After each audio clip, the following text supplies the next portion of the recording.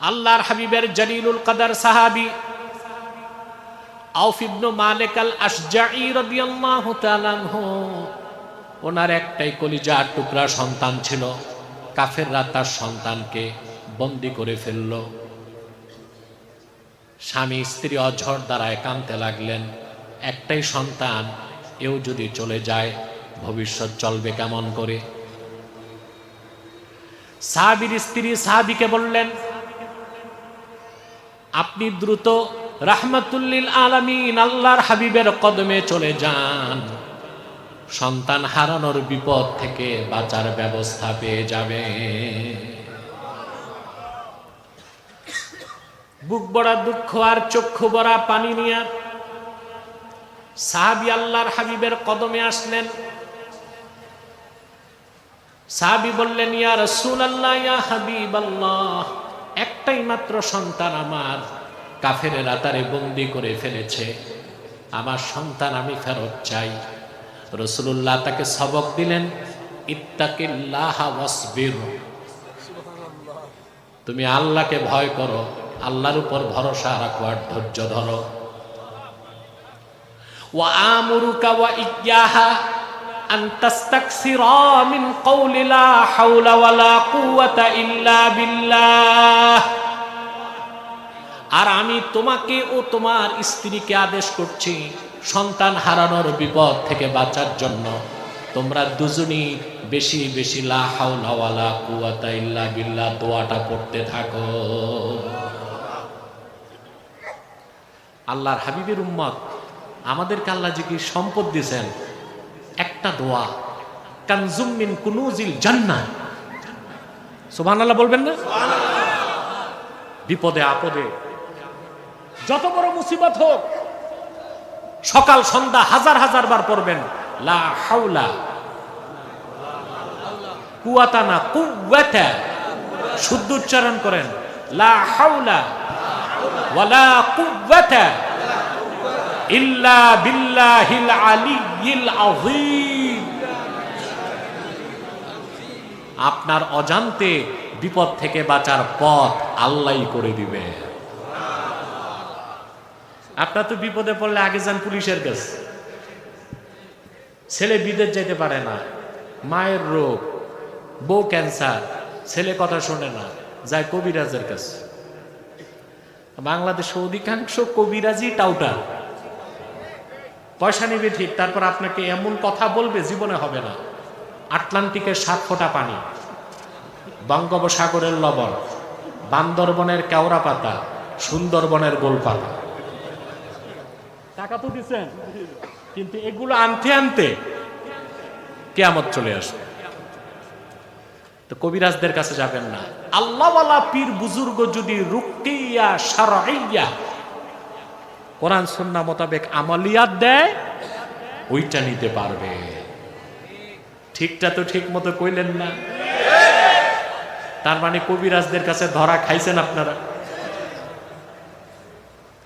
প্রিয় বন্ধুগণ, তো সবকটা নিবেন তো, যত বড় বিপদ হোক ওযু করবেন, দরুদ শরীফ পড়বেন, আর লা হাওলা ওয়ালা কুওয়াতা ইল্লা বিল্লাহিল আলিয়্যিল আযীম। আল্লাহর হাবিবের প্রিয় সাহাবী চোখের পানি মুছতে মুছতে বাড়ি আসলেন। স্ত্রী জিজ্ঞেস করলেন, আল্লাহর রাসূল কি সমাধান দিলেন? সাহাবী বললেন, ইন্না রাসূলুল্লাহি সাল্লাল্লাহু আলাইহি ওয়াসাল্লাম আমারানি ওয়া ইয়াকে আন নাস্তাকসিরা মিন কওলি লা হাওলা ওয়ালা কুওয়াতা ইল্লা বিল্লাহ। স্ত্রীকে বললেন, প্রিয়তমা স্ত্রী, আল্লাহর রাসূল সাল্লাল্লাহু আলাইহি ওয়াসাল্লাম আমাকে এবং তোমাকে সন্তান হারানোর বিপদ থেকে বাঁচার জন্য বেশি বেশি লা হাওলা ওয়ালা কুওয়াতা ইল্লা বিল্লাহ দোয়াটা পড়তে বলেছেন। সাহাবী এবং তার স্ত্রী আল্লাহর উপর ভরসা করলেন, তাকওয়ার পথ ধরলেন। কিসের পথ? দোয়া পড়তে লাগলেন। আরেকদিকে সাহাবীর কলিজার টুকরা সন্তান ফেরাবার দায়িত্ব স্বয়ং আমার আল্লাহ রাব্বুল আলামিন ওনার হাতে নিয়ে নিলেন। হাদিস সাক্ষ্য দেয়। যেখানে বন্দী রাখা হয়েছে পাশে বসেই কাফেররা গল্প করতেছিল। কিছু সময়ের জন্য আল্লাহ তাআলা জালেম কাফেরদের দৃষ্টি বন্দী সাহাবীর দিক থেকে সরাই দিছে। লক্ষ্য করে দেখলেন সাহাবীর সন্তান তার হাতের বাঁধন ঢিলা হয়ে গেছে। সুবহানাল্লাহ কইবেন। তিনি মুক্ত হয়ে হাঁটা দিলেন। কিছু দূর হেঁটে আসার পর চিন্তা করলেন বাড়িতে তো ছিলাম না, বাবা মা কি খেয়ে আছে, আমি যে কি করব। তাকায় দেখলেন মরুভূমিতে কাফেরদের হাজার হাজার বকরি চলতেছে। সাহাবীর সন্তান বকরিগুলোর পিছে যেয়ে বলল, চলো তোমরাও আমার সাথে বাড়ি আসো। হাদিস সাক্ষ্য দেয় আউফ ইবনে মালিক আল আশজাইর সন্তান তার বাবার কোলে ফিরে এসেছে, সঙ্গে কাফেরদের 4000 বকরি গনিমতের মাল হিসেবে চলে এসেছে। আল্লাহ রাব্বুল আলামিন ওয়াহী নাযিল করে দিলেন, ওয়া মান ইয়াত্তাকিল্লাহা ইয়াজআল লাহু মাখরাজা ওয়া ইয়ারযুকহু মিন হাইসু লা ইয়াহতাসিব। যে মুমিন আল্লাহর উপর ভরসা রাখে, আল্লাহকে ভয় করে আর কাউকে ভয় করে না, বিপদে তারে পথ আল্লাহ তাআলা তৈরি করে দেন আর এমন জায়গা থেকে তার রিজিক দেন যা সে চিন্তাও করে না। বলেন সুবহানাল্লাহ। আমি আপনাদের ইহকালীন কল্যাণ পরকালীন মুক্তির লক্ষ্যে সূরা তাওবা থেকে 119 নম্বর আয়াত তেলাওয়াত করেছি। এই একটি আয়াতে আল্লাহ তাআলা আপন মুমিন বান্দাদেরকে দুটো নির্দেশ করেছেন। কয়টা? আল্লাহ রাব্বুল আলামিন বলেন, ইয়া আইয়ুহাল্লাযীনা আমানু তাকুল্লাহা ওয়া কুনু মা'আস সাদিকিন। ঈমানদারগণ, বিশ্বাসীগণ, তোমরা মহান আল্লাহকে ভয় করো। ওয়া কুনু মা'আস সাদিকিন, সত্যবাদীদের সঙ্গী হও। একটা আয়াত, হুকুম কয়টা? জোরে বলতে হবে। প্রথম নির্দেশ হচ্ছে তাকওয়া, আল্লাহকে ভয় করতে হবে। দ্বিতীয় নির্দেশ হচ্ছে সোহবাত, সত্যবাদীদের সঙ্গ নিতে হবে। কয়টা নির্দেশ? একটা তাকওয়া, আরেকটা সোহবাত। আজকে যদি আমরা বাংলাদেশে তাকাই, দেখতে পাই এ দেশে কোথাও শান্তি নাই। ব্যক্তিতে অশান্তি, পরিবারে অশান্তি, রাষ্ট্রে অশান্তি, দুর্নীতি, চুরি, চাঁদাবাজি, সন্ত্রাস, সহিংসতা, অশান্তি, অশান্তির আগুন যেমন আগে ছিল এখন তেমনি কিছু কিছু মাত্রায় বেড়ে যাচ্ছে। পিছে হরেন চলে কিনা, কানে না লাগে আওয়াজ। কিছু কিছু মাত্রায় বেড়ে যাচ্ছে। আমাদের দেশে যারা জুলাই আন্দোলনের স্টেক হোল্ডার, আন্দোলনে অংশগ্রহণ করেছে, তারা সুদীর্ঘ 14 মাস চেষ্টা করে ঐকমত্য কমিশনে মিটিং করে একটি সুন্দর, সুখী, সমৃদ্ধ, নিরাপদ বাংলাদেশ উপহার দিতে পারে না। পারছে? তার মূলভীত কারণ কি? তার মূলভীত কারণ দুইটা। একটা হচ্ছে আমাদের ব্যক্তি জীবন, সমাজ জীবন, রাষ্ট্র জীবন তাকওয়া ভিত্তিক না। আরেকটা হচ্ছে আমাদেরকে যারা নেতৃত্ব দিচ্ছে সমাজ ও রাষ্ট্রে, তারা সত্যবাদী না। সমস্যা দুইটা। এই দুইটা হচ্ছে মেজর প্রবলেম, খুব বড় সমস্যা, ঠিক কি না? একটা হচ্ছে আমাদের ব্যক্তি জীবন, সমাজ জীবন, রাষ্ট্র জীবন তাকওয়া ভিত্তিক না। আরেকটা হচ্ছে আমাদেরকে যারা লিড, তারা সত্যবাদী না। কিছু মুশরিকিন, কিছু কাফিরিন, কিছু মুলহিদিন, কিছু কাজিবিন, কিছু মুনাফিকিন। সেজন্য আমরা ব্যক্তি জীবন, সমাজ জীবনে, রাষ্ট্র জীবনে পরিত্রাণ, মুক্তি, কল্যাণ পাচ্ছি না। যদি কোরআন সুন্নাহর ফর্মুলায় সমাজ ও রাষ্ট্র গঠন করতে না পারি, তাহলে যেভাবে 54 বছর রক্ত দিয়েছি, 5ই আগস্ট রক্ত দিয়েছি, নিরন্তর আমাদেরকে রক্ত দিয়ে যেতে হবে। আমাদের মুসলমানদের রক্তের উপর পা রেখে অন্যরা ক্ষমতায় যাবে, আমাদের দাবি দাওয়া স্বার্থ কেউ আদায় করবে না, ঠিক কিনা? সেজন্য আসুন তাকওয়া আর সোহবত এই বিষয়ে কিছু কথা শুনি। প্রথম হচ্ছে তাকওয়া। সুবহানাল্লাহ। মুমিনের জন্যে ঈমান আনার পরে একজন খাঁটি মুমিন মুসলিম হবার জন্যে সবচেয়ে বড় সম্পদের নাম তাকওয়া। আল্লাহ রাব্বুল আলামিন এই তাকওয়ার কথা কোরআন কারীমে একবার দুইবার নয়, অনধিক 250 বার তাকওয়ার কথা বলেছেন। নামাজের কথা কয়বার বলছেন? জোরে বলেন। তাকওয়ার কথা বলছেন 250 বার। জায়গায় জায়গায় বলছেন আল্লাহকে ভয় করো, তোমাদের রবকে ভয় করো। সুবহানাল্লাহ। মুমিনের জীবনের সবচেয়ে বড় সম্বল হচ্ছে তাকওয়া। সম্বল বুঝেন? কথা বলেন। সম্পদ না, সম্বল। সম্পদ আর সম্বলে পার্থক্য আছে। আপনার ঘরে 100 ভরি স্বর্ণ আছে, 1000 ভরি রূপা আছে, 10 কোটি টাকা আছে, ওটা সম্বল না, ওটা সম্পদ। কিন্তু আপনি সফরে বেরিয়েছেন, বুঝলেন? সাথে যেটা ওইটা সম্পদ। ওইটা কি? একটা সম্পদ, আরেকটা কি? ইয়াজুজ মাজুজদের কাজ শুরু করছে। ভাগো ভাগো এখান থেকে। সব ইয়াজুজ মাজুজের কাজ শুরু করছে। মাঠের থেকে 70 হাত দূরে পাঠাও, যাও যুবক যাও। কিছু মারবা না, মারলে তো জীবনে মাহফিলই আসবে না। আদর করে বসাও, নয় পত্রপাঠ বিদায়।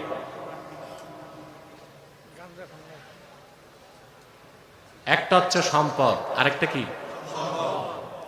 মুমিনের সবচেয়ে বড় সম্বল কি? আল্লাহ রাব্বুল আলামিন বলেন ওয়াতাযাওয়াদু ফাইন্না খায়রাজ যাদিত তাকওয়া। তোমরা পাথেয় সম্বল প্রস্তুত করো। মুমিনের জন্য দুনিয়া ও আখিরাতের সবচেয়ে শ্রেষ্ঠ সম্বলের নাম হলো তাকওয়া। সম্বলের নাম কি? তাযাওউদ।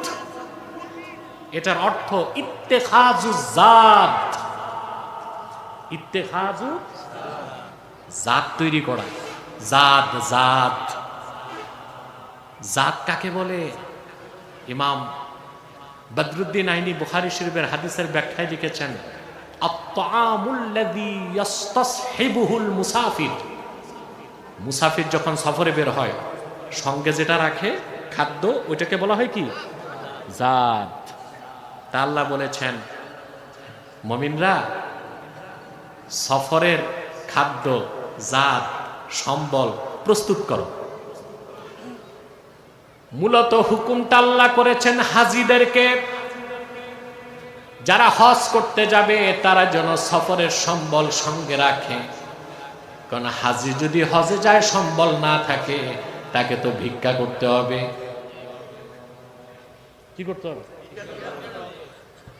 ভারত, পাকিস্তান, বাংলাদেশের অনেক হাজী যে সৌদি আরবে ভিক্ষা করে। তো সম্বল না থাকলে কি করবে? এজন্য আল্লাহ বলছেন হাজীরা কি করো? তাযাওয়াদু, জাত প্রস্তুত করো, পাথেয় সম্বল রেডি করো হজে যাওয়ার আগে। সুবহানাল্লাহ। এই বাংলাদেশ, পাকিস্তান, ভারতের হাজিদের ভিক্ষাবৃত্তির কারণে সৌদি সরকার এখন ভিসাই দিতে চায় না। বারবার ফরেন মিনিস্ট্রিকে বলে আপনারা হাজি পাঠান, ভিক্ষুক পাঠায়েন না।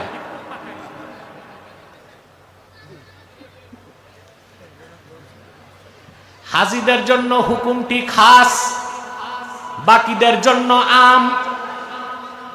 সারা দুনিয়ার প্রত্যেকটা মানুষই তো সফরে আছে, সুবহানাল্লাহ বলবেন না? সেই জন্য হাজিদের জন্য হুকুমটা খাস, বাকিদের জন্য আম। প্রত্যেকটা মানুষকেই তার আখিরাতের সফরের শেষ প্রান্তে পৌঁছার জন্যে অবশ্যই সম্বল লাগবে, সহায় লাগবে, পাথেয় লাগবে। আর সেই সম্বলের নাম হলো তাকওয়া। বলেন সুবহানাল্লাহ। ওই সম্বলের নাম কি? সুবহান।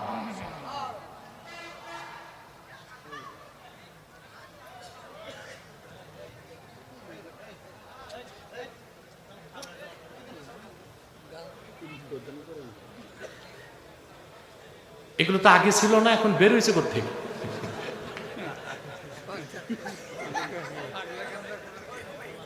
এই মাহফিলে কোনো স্বেচ্ছাসেবক নাই, নাই মনে হয়, সবই শ্রোতা। এটা পরিবেশটা ঠিক করেন, আওয়াজ না হয়ে যান।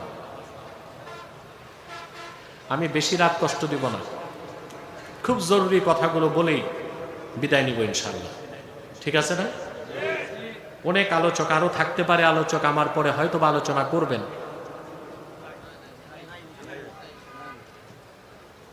তাহলে আমরা একটু পরে মুনাজাত করব ইনশাআল্লাহ। প্রিয় ভাইরা, আমরা কি মুসাফির না?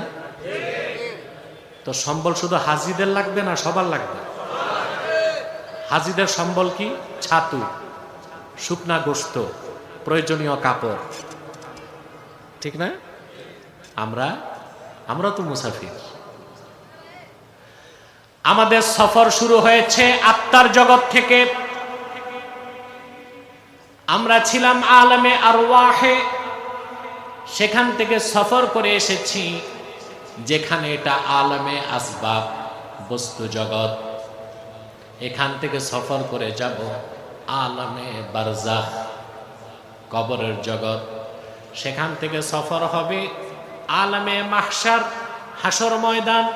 সেখান থেকে সফর হবে ঈমান থাকলে জান্নাত, ঈমান না থাকলে জাহান্নাম। তখন সফর, কথা বলে, আমি কি কবরস্থানে না মাহফিলে? বুঝবো কেমনে? ছিলাম কোথায়? আসি কই? যাব কই? উঠব কই? আলমে আরওয়াহ, আলমে আসবাব, আলমে বারজাখ, আলমে মাহশার। ওখান থেকে ফাইনাল ডেস্টিনেশন দুইটা, কিসমত ভালো জান্নাত, বদকিসমত তখন সফর। এখন সফরে আছি কিনা? এখন কি লাগবে?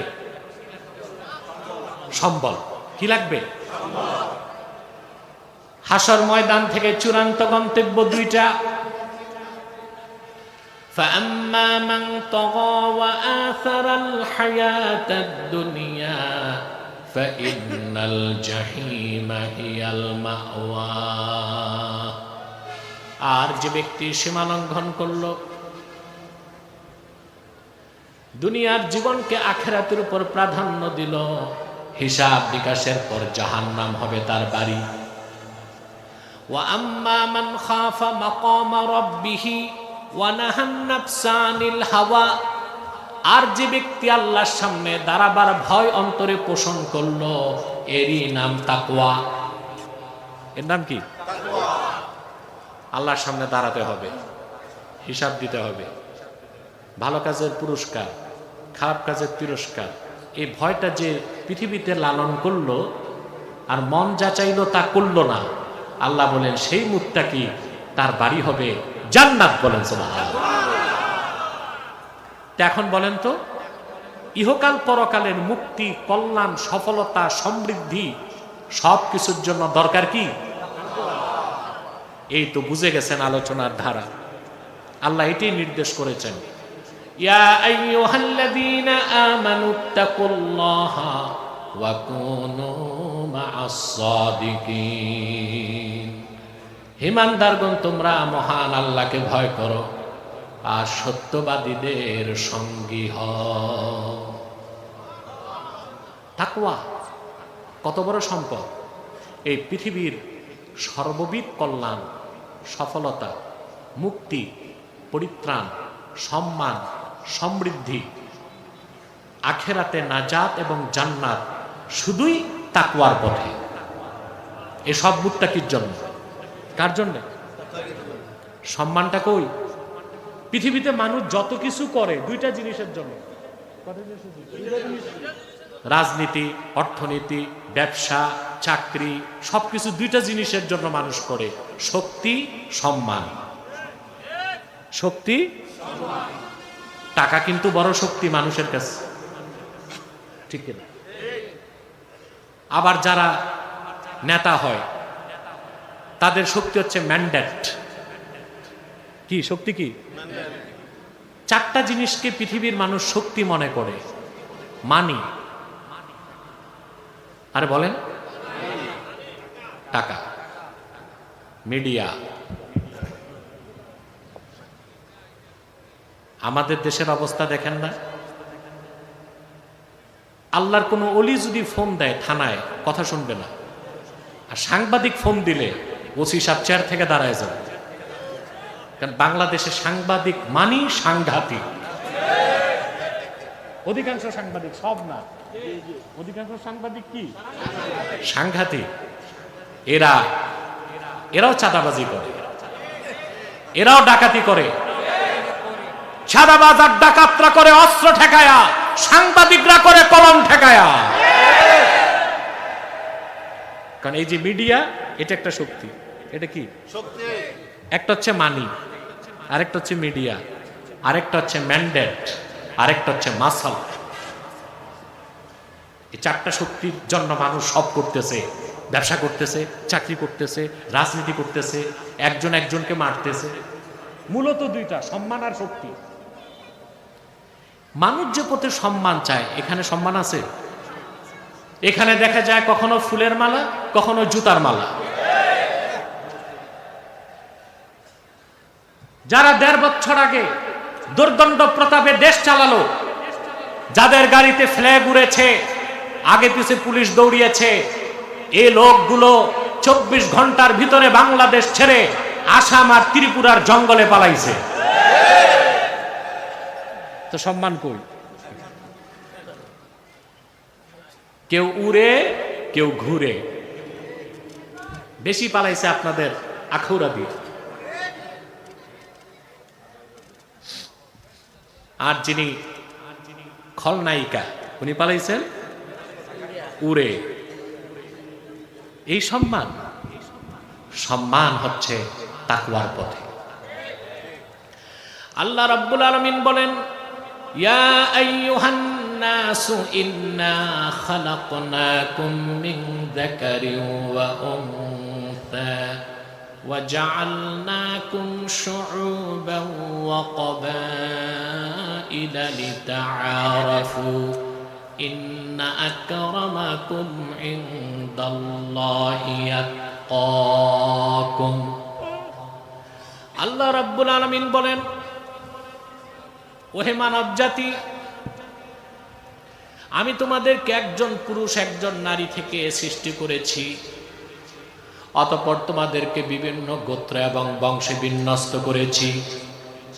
তোমাদের মধ্যে কে কালো, কে সাদা, কে আরবি, কি আজমি, এটার কোনো মানদণ্ড আল্লাহর কাছে নাই। এটা মানদণ্ড নয় সম্মানের। ইন্না আকরামাকুম ইনদাল্লাহি আতকাকুম। তোমাদের মধ্যে যার অন্তরে আল্লাহর ভয় যত বেশি, আল্লাহর কাছে তার দাম বেশি।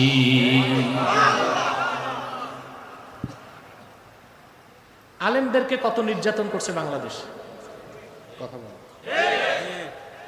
বাংলাদেশের অনেক মজলুম আলেম আয়না ঘরেও থাকছে, সাময়িক কষ্ট করছে। আবার তো ময়দান আলেমদের। যারা নির্যাতন করলো ওরা কোথায়?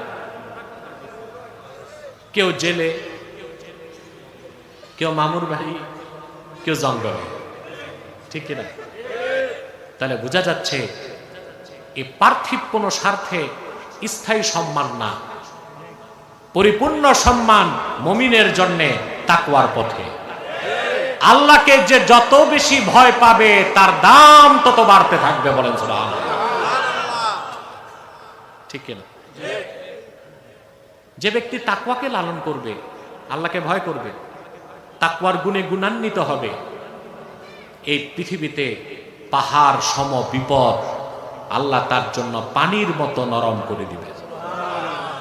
এটা আল্লাহর ওয়াদা, এটা আল্লাহ। সাউন্ডটা আরেকটু কমাও, কানে লাগে। হ্যাঁ, সাউন্ডটা ক্লিন আওয়াজ দরকার, ডবল না হয়। প্রিয় ভাইরা, বিষয়টা বুঝতেছেন তো? খেয়াল করতেছেন? আমি একটা হাদিস শোনাচ্ছি। আউফ ইবনু মালিক আল আশজাঈ রাদিয়াল্লাহু তাআলা আনহু, হাদিসটি বুখারীতে এসেছে, তাফসীর ইবনে কাসীরও আছে। আল্লাহর হাবিবের জলিলুল কদর সাহাবী আউফ ইবনু মালিক আল আশজাঈ রাদিয়াল্লাহু তাআলা আনহু, ওনার একটাই কলিজার টুকরা সন্তান ছিল। কাফেররা তার সন্তানকে বন্দী করে ফেলল। স্বামী স্ত্রী অঝড় দ্বারায় কাঁদতে লাগলেন, একটাই সন্তান, এও যদি চলে যায় ভবিষ্যৎ চলবে কেমন করে? সাহাবীর স্ত্রী সাহাবীকে বললেন, আপনি দ্রুত রাহমাতুল লিল আলামিন আল্লাহর হাবিবের কদমে চলে যান, সন্তান হারানোর বিপদ থেকে বাঁচার ব্যবস্থা পেয়ে যাবে। বুক ভরা দুঃখ আর চক্ষু ভরা পানি নিয়ে সাহাবী আল্লাহর হাবিবের কদমে আসলেন।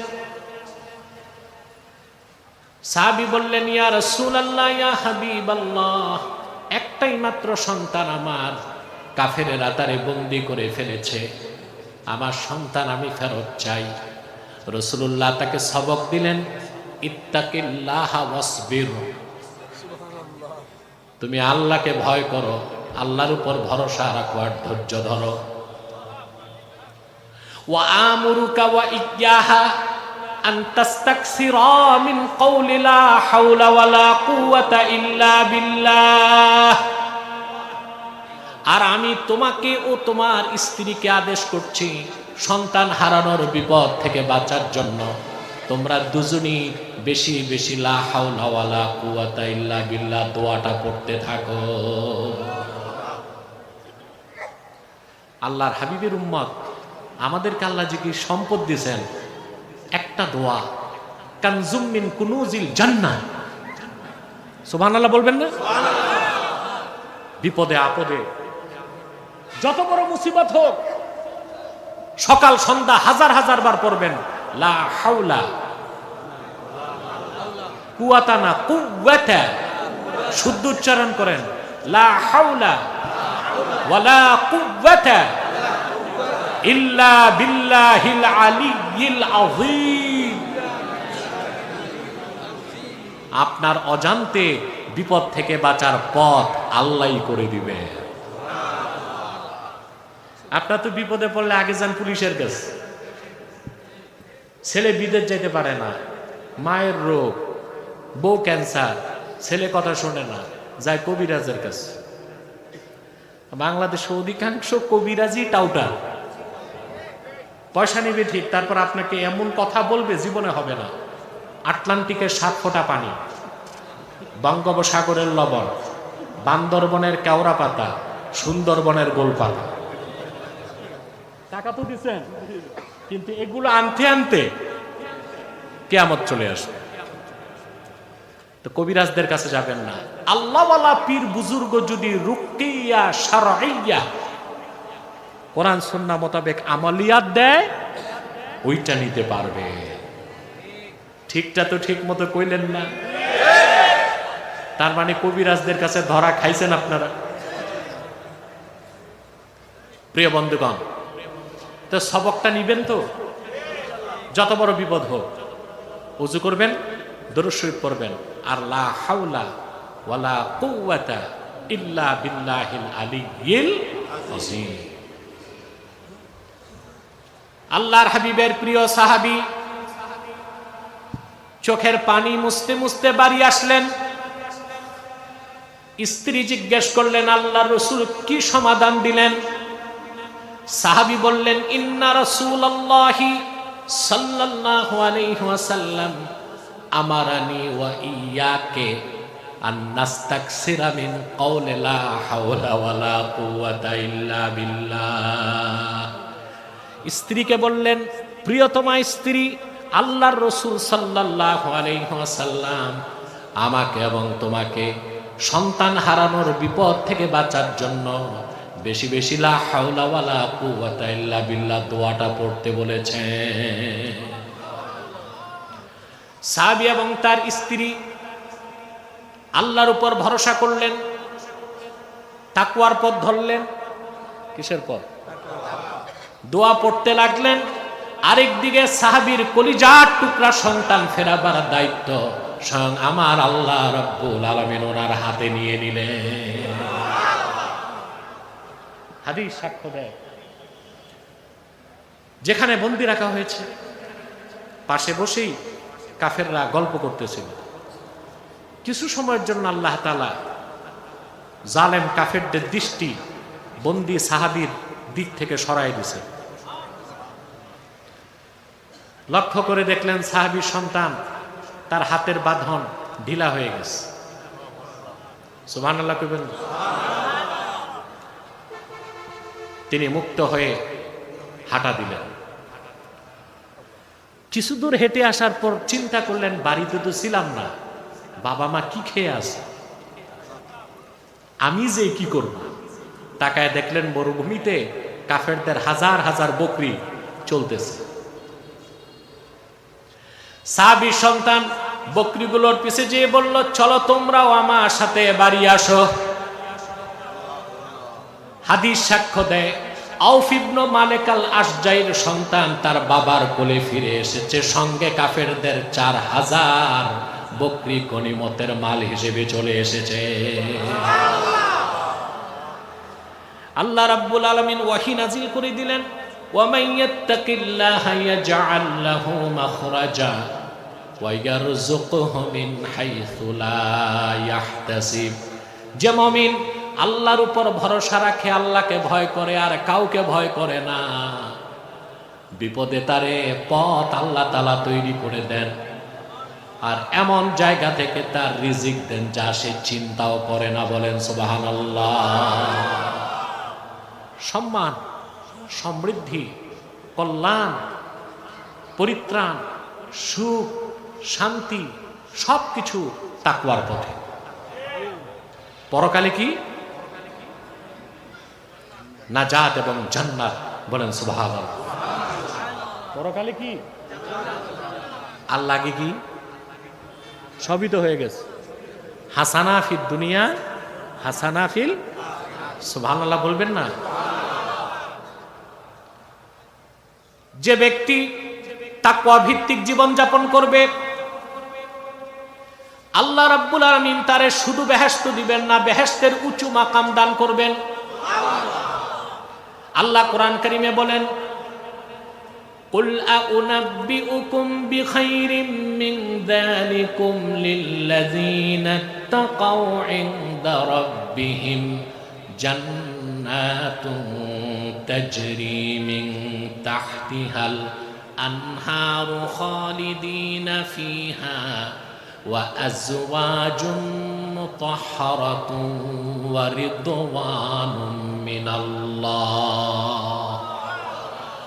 আল্লাহ রাব্বুল আলামিন বলেন, প্রিয় হাবিব মুহাম্মদ সাল্লাল্লাহু আলাইহি ওয়াসাল্লাম, আপনি মানব জাতিকে বলুন, এই পৃথিবীর সমস্ত সহায় সম্পদ যা আছে তার চেয়ে উত্তম যেটা আছে সেই ব্যাপারে তোমাদের বলবো নাকি, সংবাদ দিব নাকি?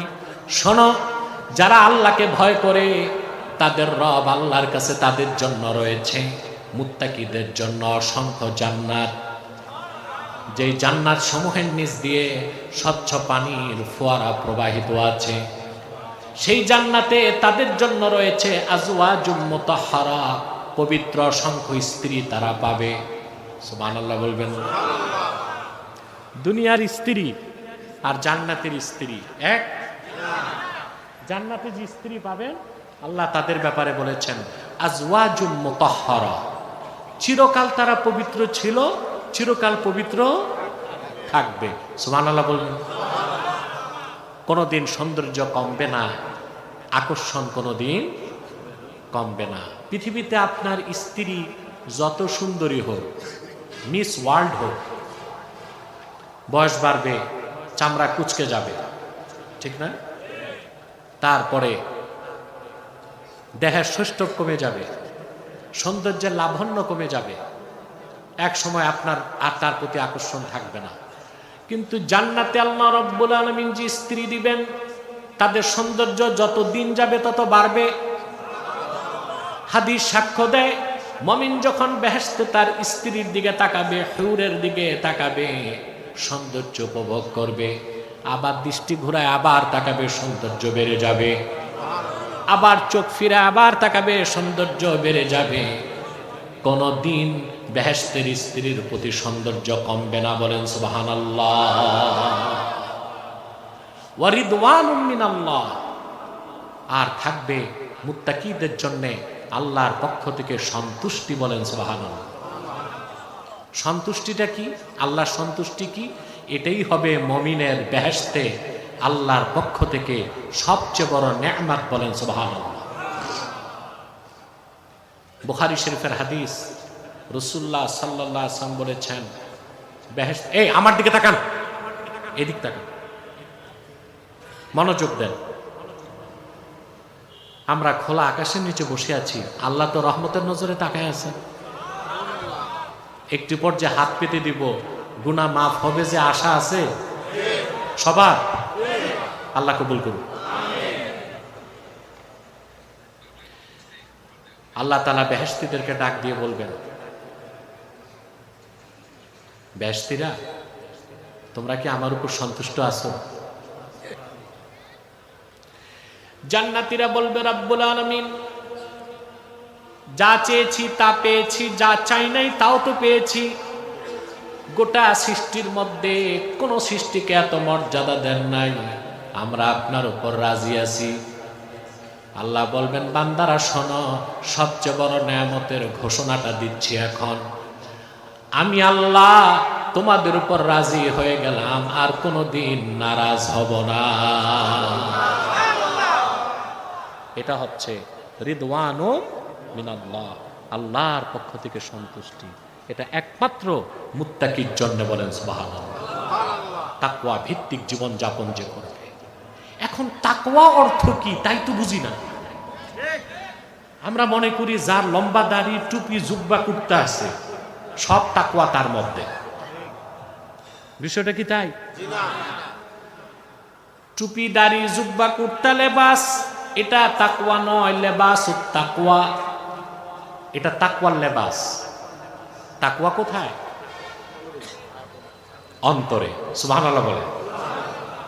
তাকওয়া না বুঝার কারণে আমাদের অনেকে আমাদের মধ্যে আছে ওয়েল ডেকোরেটেড, ফিটফাট, দাড়ি, টুপি, জুব্বা, কুর্তা, তসবিহ আছে, সুরত ঠিক, ভিতরে দেখা যায় ঈমান ঠিক নাই, আকীদা ঠিক নাই, মুনাফিকি ঢুকে আছে। তো বোঝা যাচ্ছে এই কি তাকওয়া আছে? সুরত ঠিক, সিরাত ঠিক নাই, বাহির ঠিক, ভিতর ঠিক নাই। এরকম লোকের সংখ্যা বাংলাদেশে বেশি না কম? বেশি, খুব বেশি। ইমামে ফখরুদ্দিন রাজি রাহমাতুল্লাহি আলাইহি তাকওয়ার ব্যাখ্যা করতে যে তাফসীর কবিরে লেখেন, আন তুযায়্যিনা সিররাকা লিল হক্কে কামা যায়্যানতা যাহিরাকা লিল খালকে। বান্দা, তুমি তোমার বাহিরটাকে মানুষকে দেখাবার জন্য যেরকম সুন্দর করেছ, ওই রকম তোমার ভিতরটা আল্লাহর জন্য সুন্দর করো। এরই নাম তাকওয়া, তোমার নাম মুত্তাকি। মাখাফাতুল্লাহ, ঈমান আনার পরে আল্লাহর ভয় যখন অন্তরে আসে, মানুষ তখন গুনাহ থেকে বাঁচে। যখন গুনাহ থেকে বাঁচে, জাহান্নাম থেকে বাঁচে। এটাই তাকওয়া। ওয়াকা, ইয়াকি, ওয়াকায়া থেকে তাকওয়া। ওয়াকায়াকি, ওয়াকায়া থেকে তাকওয়া। বান্দা গুনাহ থেকে বাঁচবে, আল্লাহ বান্দাকে জাহান্নাম থেকে বাঁচাবে। শর্ত হচ্ছে ঈমান আনার পরে আল্লাহকে ভয় করে গুনার কাজ ছেড়ে দিবেন, এটাই তাকওয়া। তাকওয়া ছাড়া সনদ দিয়া, সংবিধান সংস্কার করে, আইন দিয়া, ডান্ডা দিয়া, পিটায়া মানুষকে ভালো করা যায় না। মানুষকে ভালো করতে হলে তার চরিত্র ঠিক করতে হবে। সেকুলার শিক্ষা ব্যবস্থা দিয়া, পশ্চিমা গণতন্ত্র দিয়া মানুষকে চরিত্রবান বানানো যায় না। কোরআন ও সুন্নাহ ভিত্তিক, তাকওয়া ভিত্তিক শিক্ষা দিয়েই একটি সমাজ ও জাতিকে পরিবর্তন করা যায়। ঠিক কি না?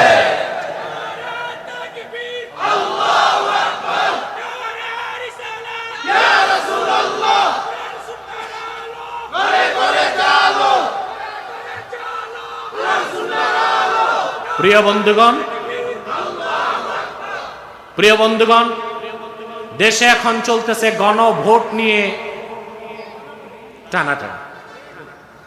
আপনারাও কেউ গণভোটের পক্ষে, কেউ বিপক্ষে।